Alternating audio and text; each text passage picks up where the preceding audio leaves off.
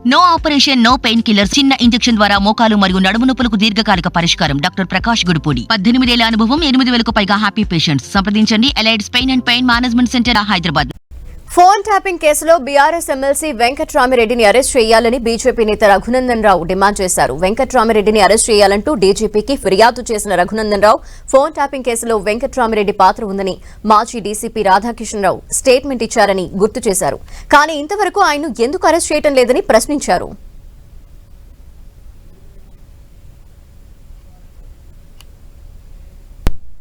బయట వ్యక్తుల కన్ఫెషన్ పక్కన పెట్టండి. మీ ఎస్ఐ కన్ఫెషన్ ఉంది, మీ డీసీపీ టాస్క్ ఫోర్స్ రాధాకిషన్ రావు కన్ఫెషన్ ఉంది. వీళ్ళంతా చాలా స్పష్టంగా వెంకట్రామిరెడ్డి బీఆర్ఎస్ పార్టీకి డబ్బులు ఇచ్చిండని, వ్యాపారస్తుల దగ్గర నుంచి డబ్బులు వసూలు చేసిండని, పోలీసు వాహనాలలో ఈ డబ్బుల్ని నియోజకవర్గాలకు పంపించిండని ఇంత మంచిగా ఎవిడెన్స్ ఉన్న తర్వాత వెంకట్రామిరెడ్డిని అరెస్ట్ ఎందుకు చేస్తలేరు డీజీ గారు అని అడిగితే, దీని మీద నేను విచారణ చేస్తాను, ఇప్పుడే నా దృష్టికి వచ్చింది కదా విషయం, నేను ఖచ్చితంగా తగు చర్యలు తీసుకుంటానని చెప్పి డీజీపీ గారు చెప్తారు. నేను అడుగుతున్నా, మీ ద్వారా ఈ రాష్ట్ర ముఖ్యమంత్రిని కేబినెట్ మీటింగ్లో బహుశా మీరేమన్నా ఎగ్జామ్షన్ ఇచ్చిర్రా? రేవంత్ రెడ్డి గారు మీ పక్కన కూర్చునే పొంగులేటి శ్రీనివాసరెడ్డికి ఈయన వియ్యంకుడు కాబట్టి వెంకట్రామిరెడ్డిని అరెస్ట్ చేయొద్దని ఈ రాష్ట్ర కేబినెట్ ఏమన్నా డీజీపీ రవి గుప్తా గారికి ఆదేశాలు ఇచ్చిందా?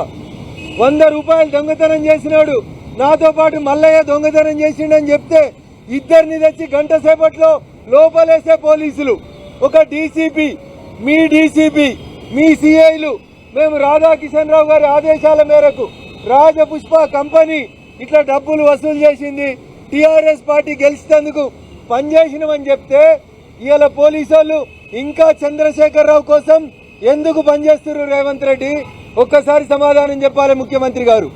పొంగులేటి శ్రీనివాసరెడ్డి గారు నీ కేబినెట్ సహచరుడా?